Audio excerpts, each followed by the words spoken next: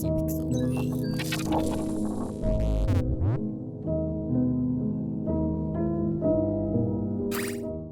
typically don't follow an indie developer's career, but I've always appreciated the games made by Invertmouse due to the consistent charm and quality of his releases. Following up on 2019's Clea, the developer has released a sequel with the expected title of Clea 2. Aesthetically, this adventure is incredibly similar to the first one, and even trips up in the same areas that the original did. But, for the most part, Clea 2 is a largely improved experience that does it by refining the mechanics to actually make it fun.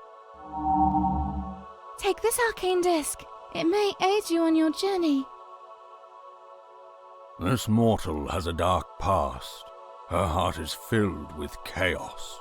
Clea 2 is a side-scrolling survival horror game with an emphasis on using atmosphere to create tension. The doll-like aesthetic adds a lot to make the game feel eerie, and its emphasis on story is similar to games like Another World or Walking Sims. In this title, instead of jump scares, you are meant to feel uneasy about the events and how they play out. If getting scared is the main reason you play a horror game, Clea 2 is not for you. But as someone who enjoys it when games focus on creating an interesting and engaging atmosphere, I really liked it. That being said, the side-scrolling aspect of Clea throws a monkey wrench into presenting an interesting and unique experience, by having the gameplay being a frustrating and boring experience. When it comes to the original Clea, stealth gameplay became dull, and when you needed to go to the other side of the hallway, you just had to wait. There wasn't any other way around the enemy. To add to this, a lot of the first Clea was wandering aimlessly, fumbling around until you get results. I had my issues with the design choices, from the items needed for progression being scattered everywhere, to the time it took to get around enemies. You're stuck in a mansion the whole game, which emphasized the bland textures and weird models. As a result of all of this, I found that the core gameplay loop wasn't very enjoyable. Sure, there were engaging moments, but that didn't make up for the generally dull experience. And even with its decent narrative, Clea's story wasn't good enough to carry the game. Thankfully, its successor improves in a few of these areas, even though it may look incredibly similar. Clea 2 is a very similar sequel, looking and playing the same way as the original, with returning characters and set pieces, but it's refined in a lot of important ways. Take for instance the level design. There are still corridors of doom, but it's far more open in general versus the back-to-back linear corridors of the first game.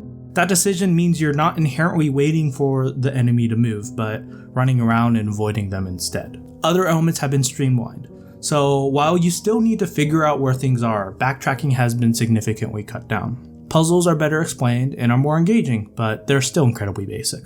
The visuals have seen a pretty significant upgrade because of more diversity in the scenery, which goes a long way towards making the environments fun to explore. Early on, I was wondering if I was having more fun simply because I was familiar with the gameplay versus the original. Still, the more I played, the more I found myself enjoying the gameplay irrespective of my skill. New additions like traps were fun twists that I appreciated, and other elements added to the gameplay. There are definitely problems that still linger, of course. Minor tweaks can't overhaul the awkwardness that is a 2D survival horror, and lots of the game is still wandering around. But Clea 2 just does a great job at mitigating these problems to make it more fun and enjoyable. Of course, as a sequel, the story is a big reason why you'd play the game, and I thought Clea 2 did a great job in succeeding the first entry in this department. Hired by the Chester family who wants to bring the War Maiden back into the world of the living, our lead is the maid Florina, who works to support the family while accomplishing her own personal goals, which are remaining regrets from the original game. The main character Florina was a side character of the first game, but was honestly always the most interesting in my opinion. And as a lead, she adds a lot of intrigue to the experience.